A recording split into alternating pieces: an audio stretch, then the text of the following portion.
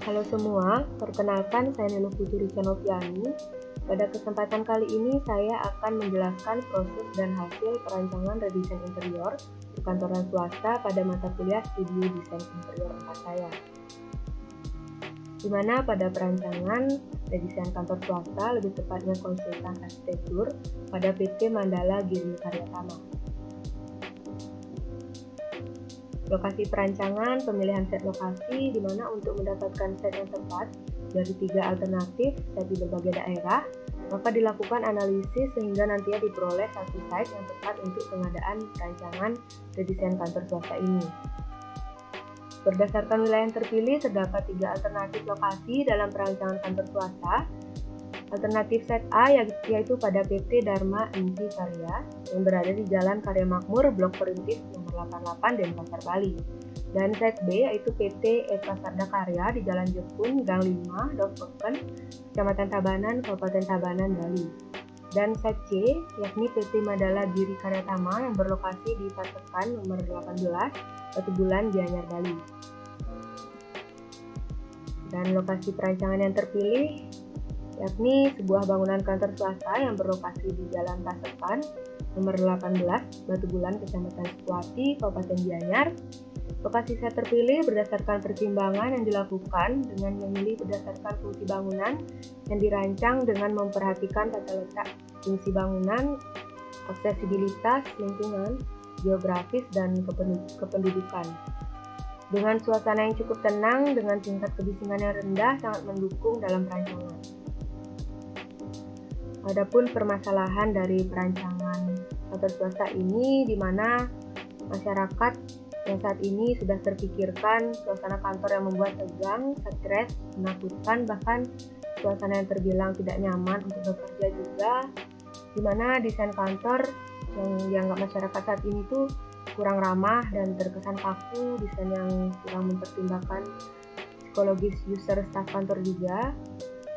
Dan pada saat ini, di mana kita berada di era COVID-19, penyebab perubahan gaya hidup manusia, dan jarak sirkulasi di kantor menjadi acuan utama pada perancangan kantor swasta ini. Ide perancangan pada perancangan kantor swasta ini, di mana saya terinspirasi dari Studio Air Putih Tangerang, di mana Studio Air Putih adalah sebuah kantor biro arsitek dan desain interior milik pasangan Denny Gondo dan Joe Cross yang baru saja meresmikan kantor terbarunya di kawasan Serpong, di mana pengenalan kantor Studio Air Putih Batu Bata yang bertepatan dengan Bintaro Design District 2018 ini penggunaan batu bata expose yang terlihat sederhana, namun beliau merancang teknis bangunan tak kasat mata namun optimal. Dinding batu bata setebal 30 cm disusun 2 lapis, diantaranya terdapat ruang kosong selebar 10 cm sebagai peredam panasnya matahari, yang kemudian dialirkan ke atas agar panas tidak terperangkap dan energi efisien membiarkan cahaya matahari masuk namun tetap tersaring. Di mana penerapan pergola juga pada area fasad bangunan, di mana pemilihan bentuk yang dinamis menyerupai bentuk flatnya aliran sungai. Dengan adanya pergola difungsikan sebagai alat pelindung dari panas matahari, dan fungsi utama dari adanya pergola ini juga untuk menciptakan kesan sejuk pada fasad bangunan kantor. Dari permasalahan sebelumnya dan juga ide perancangan, ditentukanlah tema dan konsep dari perancangan kantor swasta ini, yakni tema home-like naturalis, di mana home-like yaitu homey, yang berarti suasana rumah yang terasa nyaman bagi para penggunanya atau civitas. Maka disimpulkan bahwa definisi dari kata home-like adalah suasana nyaman yang terasa seperti berada di like-nya rumah sendiri. Titik ukur kenyamanan sebuah rumah tempat hunian dapat dinilai dari terpenuhnya beberapa unsur penunjang kenyamanan sebuah ruangan. Dan konsep calm environment, di mana civitas selain bekerja juga memerlukan imajinasi dan juga titik fokus yang kuat untuk bisa menyelesaikan semua pekerjaan di bidang arsitektural. Oleh karena itu dibutuhkan sebuah desain yang mampu menekankan pada kebutuhan pengguna. Yang dimaksud pengguna adalah civitas kantor PT Mandala Giri Karyatama Dalam perancangan ini akan dipecahkan ke dalam sebuah desain interior melalui penerapan konsep calm environment yang mengutamakan perilaku civitas kantor sebagai objek pendekatan desain serta pendekatan metode Befair Scene yang akan diterapkan dalam perancangan kantor swasta PT Mandala Giri Karyatama. Di mana Befair Scene ini ada 3 pendekatan, yakni indera manusia, alam sekitar kantor, dan juga psikologis manusia staf kantor. Tema Homeland Naturalis, di mana dengan tujuan civitas seakan-akan berada di rumah sendiri dan nyaman berada di rumah sendiri. Tema Naturalis juga diterapkan dengan memaksimalkan penggunaan material yang alami seperti kayu, rotan, batu bata, roster, maupun letakkan tanaman di setiap sudut ruangan. Seperti salah satunya penyekat ruang antara office dan area ruang kerja staff, saya terapkan penggunaan tanaman rambat dan juga pemilihan material pada lantai lebih maksimal menggunakan plester halus. Dan konsep calm environment, di mana dengan tujuan membuat psikologis civitas kantor yang baik seperti pemilihan warna-warna yang soft dan juga peletakan oil diffuser. Kebutuhan ruang pada redesain kantor PT Mandala Giri Karyatama, di mana akan dilakukan perubahan dari segi pemilihan aksesoris, penggunaan material, dan juga tata letak furniture yang tepat, di mana akan diterapkan pada office area, ruang tunggu, ruang direktur utama, ruang direktur keuangan, ruang meeting, gudang, maupun area ruang kerja staff. Dan juga penambahan ruang pada kantor ini yakni pantry, ruang arsip, ruang penyimpanan 1, dan ruang penyimpanan 2. Ini hubungan ruang PT Mandala Giri Karyatama. Dan selanjutnya zoning ruang maupun sirkulasi ruang. Adapun struktur organisasi pada PT Mandala Giri Karyatama, di mana kantor ini memiliki jumlah pegawai staf yakni 15 orang termasuk sopir kantor, dan kantor ini berdiri pada 30 November 2013. Ini dokumentasi kondisi set terpilih pada PT Mandala Giri Karyatama, di mana sudah terlihat sangat jelas tata letak dari furniture dan juga pemilihan material masih kurang maksimal pada office area, area ruang kerja staf maupun ruang direktur. Dan terlihat juga pada area gudang masih terlihat berantakan, kurang maksimal. Dan ini side plan maupun denah before after. Sudah terlihat penambahan ruang pada kantor ini. Ini layout side. Ini tampak depan side. Penerapan batu bata dilakukan sesuai dari ide perancangan sebelumnya, yakni studio air putih di Tangerang. Dan ini tampak samping side. Lanjut ke gambar kerja. Ini ada layout side. Dan ini denah. Ini ada tampak depan, tampak samping, potongan A, potongan B, potongan C, dan potongan D. Lanjut ada rencana drainase, air kotor dan air bersih, rencana building security system atau CCTV, rencana elektrikal, rencana sistem pemadam kebakaran, rencana titik lampu. Lanjut ke detail ruang. Di sini ada denah ruang kepala gudang. Ini ada potongan A dari ruang kepala gudang, dan ini potongan B dari ruang kepala gudang.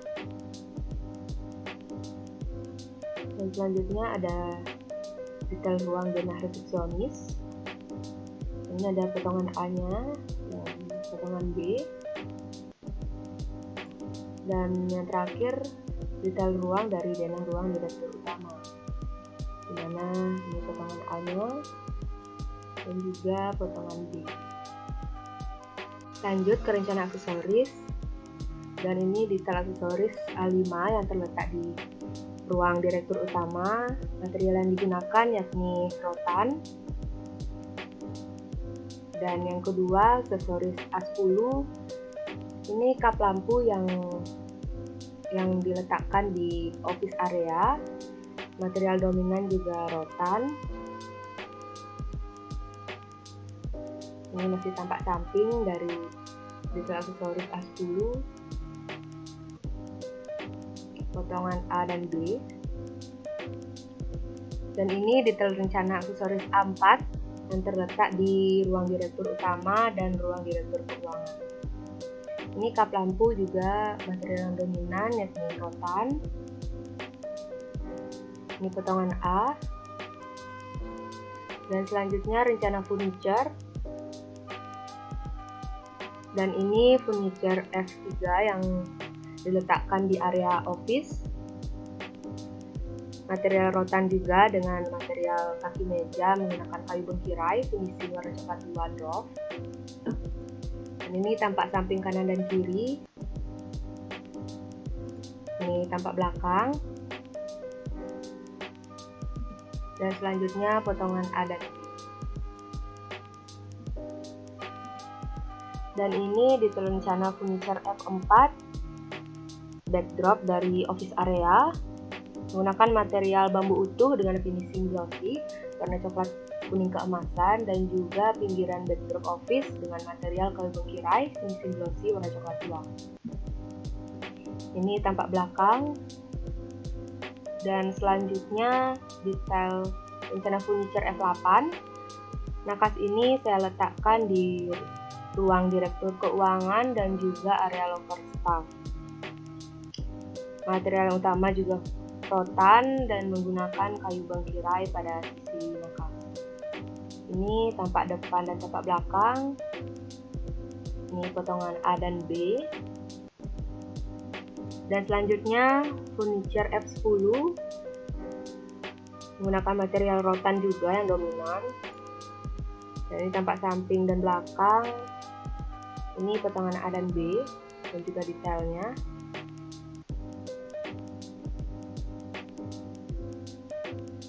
Selanjutnya ini terdiri dari PT Mandala Giri Karatama yang sudah diredesain, di mana pada fasad penggunaan material batu bata dan kayu yang dominan untuk menambah kesan natural yang kental, dan juga inspirasi dari bentukan pergola pada fasad, yakni bentukan aliran sungai.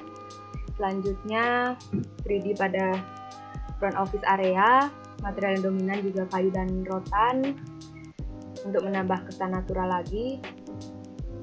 Pemilihan material lantai dan juga dinding juga agar terkesan natural. Selanjutnya area ruang kerja, ruang direktur utama juga menggunakan material yang dominan batu bata, kayu dan juga rotan. Ini ruang direktur keuangan, locker staff area. Ini ruang meeting. Ini ruang kepala gudang. Ini ruang arsip, di mana peletakan